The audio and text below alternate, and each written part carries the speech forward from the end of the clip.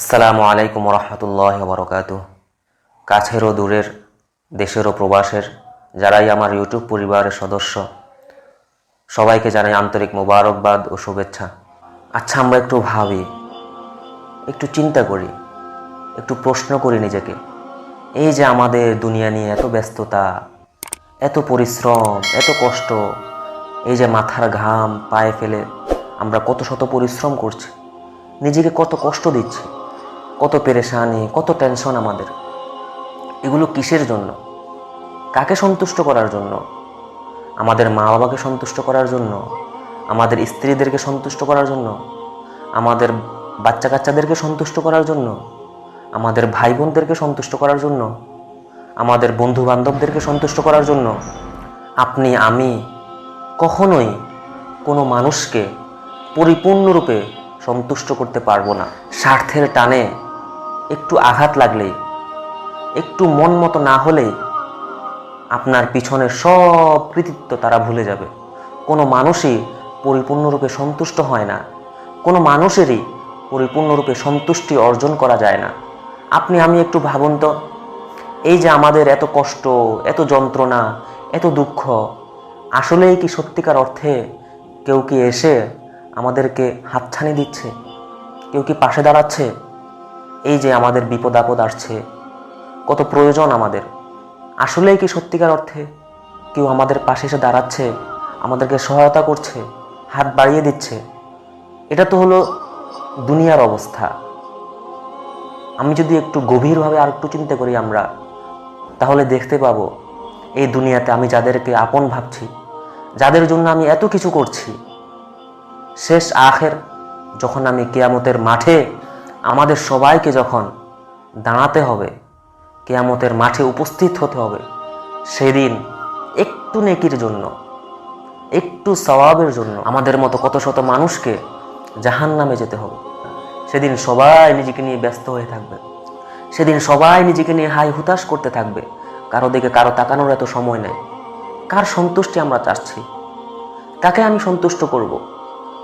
যে রব আমাকে সৃষ্টি করেছেন, যেই রব আমাকে প্রতিপালন করে যাচ্ছেন, আমাকে খাওয়াচ্ছেন, আমার রিজিক দিচ্ছেন, সর্বদা রব আমার ভালো চান, আমার মঙ্গল চান, যে রবের কাছে আমাকে ফিরে যেতে হবে, সেই রবের সন্তুষ্টিকে আমরা একটু চাই না? সেই রবকে কি আমরা একটু সন্তুষ্ট করতে চাই না? আপনি যে এত অন্যায় করছি, এত অপরাধ করছি, এত গর্হিত কাজ করছি, এই যে অগোছালো জীবন যাপন করছি, এত নোংরা কাজ করছি, এত অশ্লীল কাজ করছি, কাকে খুশি করার জন্য?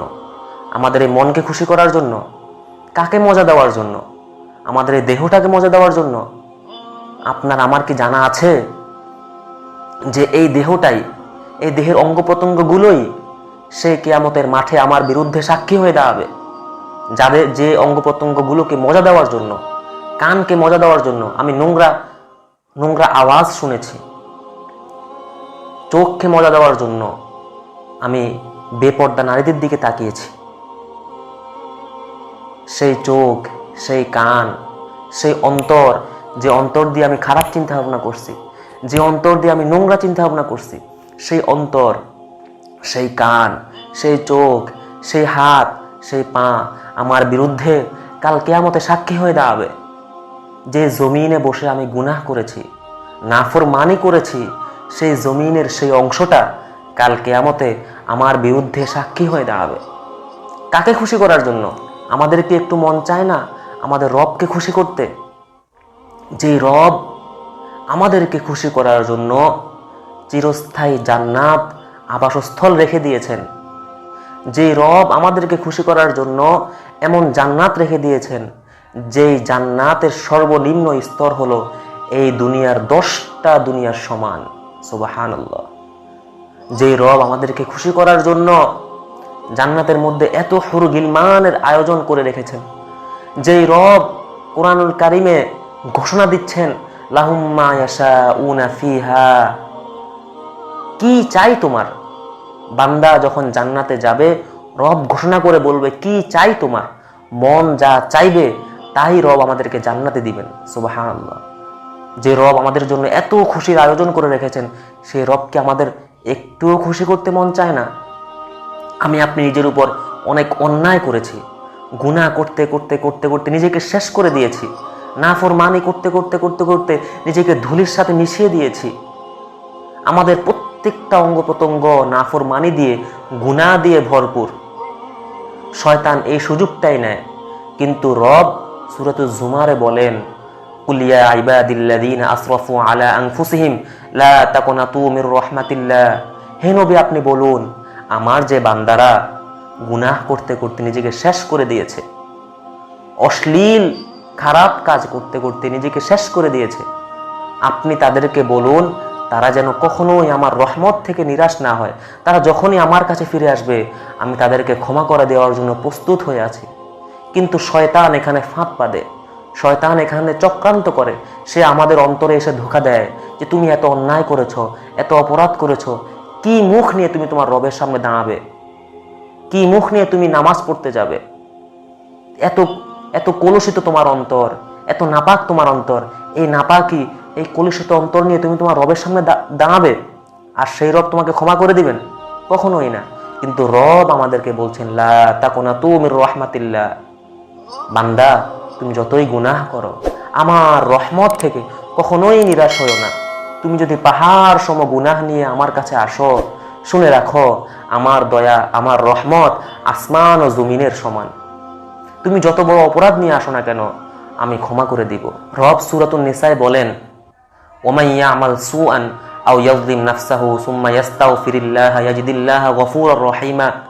যে বান্দা তার নিজের উপর অন্যায় করেছে, গুনাহ করে তার নিজের উপর অবিচার করেছে, কিন্তু পরক্ষণে সে আমার কাছে এসেছে, অনুতপ্ত হয়েছে, সে জেনে রাখুক যে সে আমাকে ক্ষমাশীল হিসাবেই দেখতে পাবে।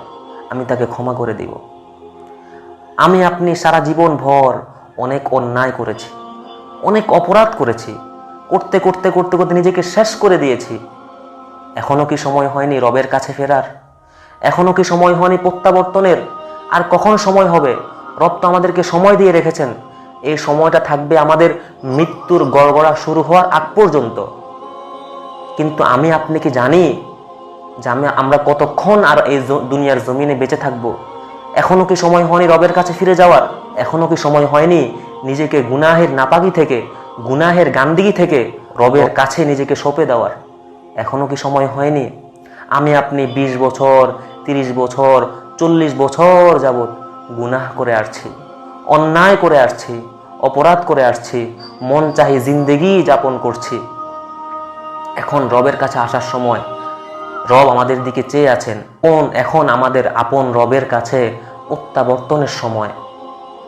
এই প্রত্যাবর্তন আমাদের কেমন হওয়া উচিত? সারা জীবন ভর গুনাহ করেছি, এখন আমি রবের কাছাকাছি আসব। আমাকে কিভাবে আসতে হবে? কিভাবে আমাকে প্রত্যাবর্তন করতে হবে? একজন দেশের নাগরিক, সরকার যদি তাকে সুযোগ দেয়, ওই দেশের প্রেসিডেন্ট যদি তাকে সুযোগ দেয় তার সাথে সাক্ষাৎ করার, তখন সে কতটা আয়োজন করবে, কতটা প্রস্তুতি সে নিবে, এবং সে কত প্রসেসিং করে, কতটা ধাপে ধাপে ধাপে ধাপে তাকে সরকারের সাথে, প্রেসিডেন্টের সাথে সাক্ষাৎ করতে হবে। আমি আপনি কার সাথে সাক্ষাৎ করব?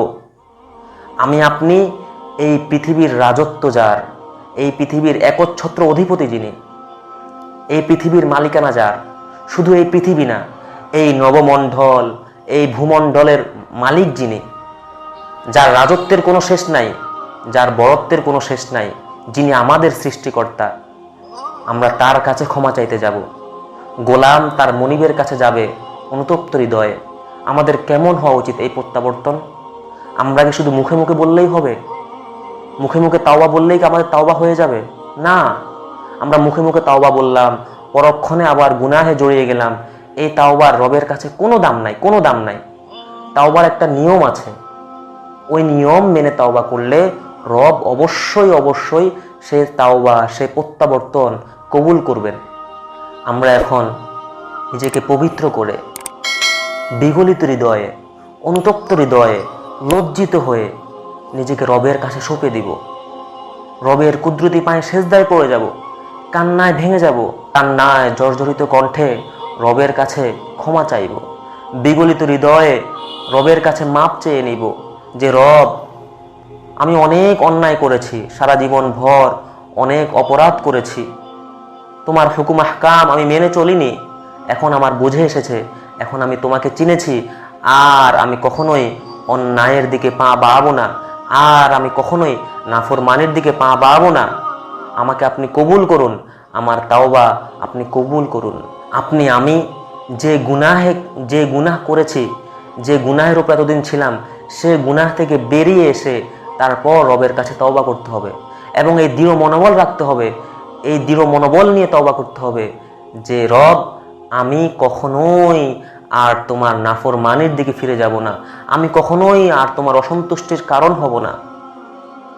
আপনার আমার উপর যদি কোনো বান্দার হক থেকে থাকে, কোনো বান্দার অধিকার থেকে থাকে, সেই বান্দার সেই হক, সেই অধিকার আমাকে পুঙ্খানুরূপে পূরণ করে দিতে হবে। কিংবা যদি না পারি, সাধ্যে না থাকে, তাহলে সেই বান্দা থেকে অবশ্যই ক্ষমা চেয়ে নিতে হবে। আল্লাহ তাআলা তার হক মাফ করে দিবেন।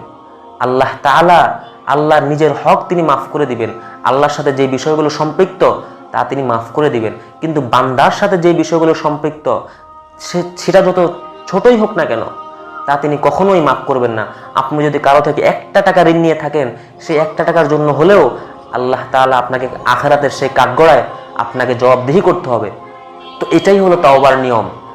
আমি যখন তওবা করব, তাওবা এমনভাবে করতে হবে, তাওবা করার পরে নিজের অন্তরেই একটা প্রফুল্লতা ভাব আসবে, একটা আনন্দ আসবে যে আমার তাওবাটা কবুল হয়েছে। আর তাওবার পরে আমাদের পুরো লাইফ স্টাইলটা চেঞ্জ করতে হবে, আমাদের আল্লাহর হয়ে যেতে হবে। দেখেন আমি দুনিয়ার জমিনে সব কিছু পেলাম, সবাইকে সন্তুষ্ট করতে পারলাম, কিন্তু আমার রব আমার উপর সন্তুষ্ট না, আমার রব আমার উপর নারাজ, অসন্তুষ্ট। তার মানে আমি কিছুই পেলাম না, তার মানে আমি শেষ নাকাম, অসফল রয়ে গেলাম।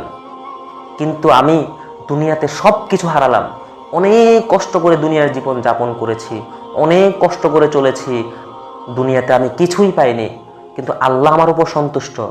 আমি সফল কাম।